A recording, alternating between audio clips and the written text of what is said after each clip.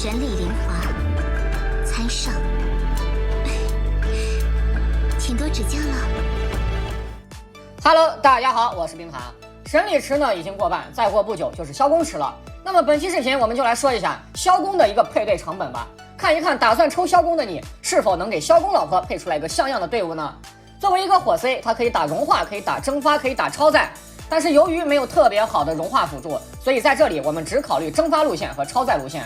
首先第一成本这里，我们需要把用来打反应的辅助确定下来。蒸发的话，那就还是行修嘛，翻来覆去的每次不都是他？这行修也太忙了吧？能不能另外再出一个脱手辅助，分担一下他的烦恼呀？关于行修的大招是否可以覆盖萧宫射程的问题，我拿菲谢尔去试了一下，因为它和萧宫的射程差不太多嘛，结果发现是完全没有任何问题的，射程完全可以覆盖到。但是如果说你的行修已经给了另外一队了啊，比如说给了神里，给了胡桃，给了阿晴，那么你还可以选择超载路线。由于雷军的出现，所以这里不再是北斗或者黄女了，这里的最优选择肯定是雷军。一技能超长的持续时间可以做到反应常驻，同时他俩还可以做到 CD 互补。当萧宫的一技能进入 CD 时，此时有8秒的输出真空期，在释放完 Q 技能之后，切换雷军打一套大招，刚好萧宫的一技能又转好了。当然了，前提是你要把雷军的充能问题解决了，要让他的充能跟得上 CD。不过就算充能跟不上也无所谓，我们重点是要他这个一技能的脱手效果。接下来是第二成本，我们需要一个火属性角色，在凑双火 buff 提高25%攻击力的同时，